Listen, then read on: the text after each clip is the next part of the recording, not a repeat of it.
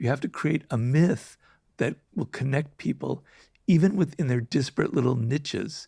And it's possible, because to believe it's impossible goes against the grain of history. Somebody will emerge.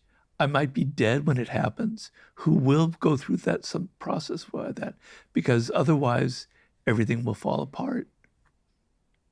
Robert, we have a closing tradition on this podcast where the last guest leaves a question for the next guest. Oh, I remember Not that. knowing. I didn't prepare. It's okay. I'm sure you can come up with one about the sublime, maybe. I don't know. We'll see. The question for you is, okay, and you're not allowed to say nothing. If you could change one thing from your last 10 years, what would it be and why? Well, I would have prevented my stroke. I would have realized that I was burning myself out, running the laws of human nature. I would have taken it slower. I would have realized that my body has limits, and I would have been easier on myself and not put myself, because that book was very stressful and very difficult.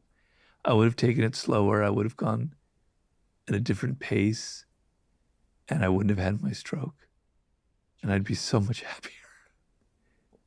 Do you think you could have prevented your stroke? Yeah, definitely. I mean,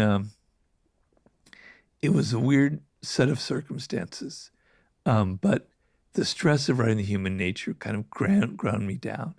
And then I had kind of high blood pressure already. And then I took a trip to New York where I forgot my blood pressure medication. And then I was hiking in a park and a wasp stung me here. And 5 days later, this whole area got inflamed, turned red. I was itching. I couldn't stand it. Went to the doctor.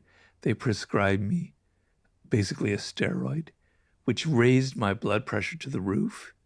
And then when I had the stroke, my blood clot was exactly where that wasp sting was, in my neck.